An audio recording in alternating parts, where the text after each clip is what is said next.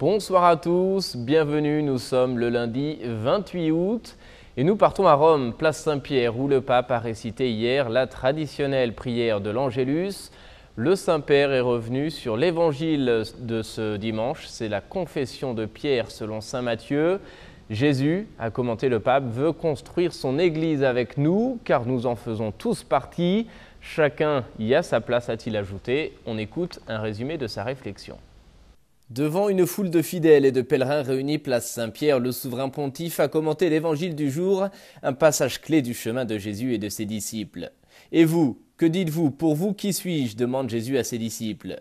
Le maître sait ce que disent de lui les gens du peuple, mais maintenant il veut savoir ce que pensent ceux qui lui sont proches.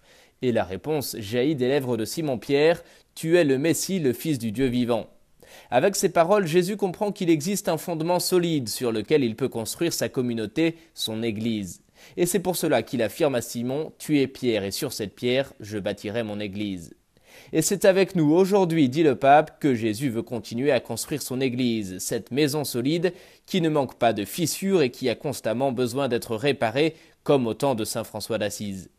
Nous sommes des petites pierres, mais aucune de ces pierres n'est inutile. Au contraire, dit le pape, dans les mains de Jésus, elle devient précieuse et il la met à sa juste place. C'est ainsi qu'avec l'amour de Jésus, nous devenons des pierres vivantes. Et à l'issue de la prière de l'Angélus, le Saint-Père a lancé une fois encore un appel en faveur des Rohingyas en Birmanie. Il s'agit d'une minorité musulmane qui vit dans le sud-ouest du pays, à majorité bouddhiste. Les Rohingyas sont une des minorités les plus persécutées au monde. Je voudrais leur exprimer toute ma proximité, a dit le pape. Nous demandons au Seigneur de les sauver, a-t-il poursuivi, et de susciter des hommes et des femmes de bonne volonté pour les aider. Fin de citation. Et le pape, justement, se rendra en Birmanie en novembre prochain. Il poursuivra également au Bangladesh. L'information a été confirmée officiellement ce lundi. Le programme précis sera communiqué prochainement.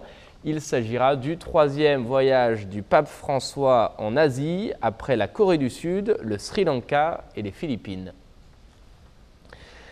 Et retour à présent sur le déplacement du cardinal Parolin en Russie. C'était du 20 au 24 août dernier. Le numéro 2 du Vatican parle d'un voyage utile, intéressant et constructif. C'est un voyage qui s'inscrit dans un contexte de rapprochement entre l'Église catholique et l'Église orthodoxe russe. De retour au Vatican, le cardinal Parolin s'est confié à nos confrères sur place. On écoute son bilan. Avez-vous déjà eu l'occasion de vous entretenir avec le Saint-Père de votre voyage en Russie? Que pouvez-vous nous dire? J'ai naturellement appelé le pape lorsque je suis rentré pour lui faire une brève synthèse de mon voyage. Je lui ai transmis les salutations de toutes les personnes et autorités que j'ai rencontrées sur place et lui ai rappelé la ferveur de la communauté catholique en Russie.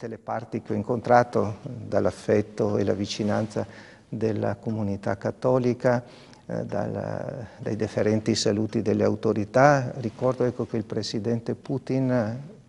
Le président Poutine m'a d'ailleurs assuré de son meilleur souvenir lors de ses rencontres avec le pape en 2013 puis en 2015. Je lui ai aussi transmis les salutations du patriarche Cyril. Évidemment, le pape s'est réjoui de ses premières impressions et des résultats positifs de mes différents entretiens.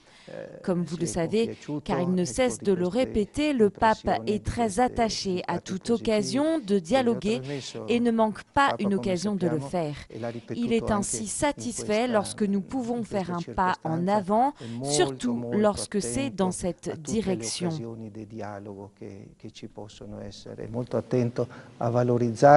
Tutte le occasioni di dialogo che ci sono ed è molto contento quando si fanno dei passi in avanti in questa direzione. C'est la fin de cette émission. Merci à vous de l'avoir suivi. Merci de votre fidélité. Je vous souhaite une agréable soirée. À bientôt.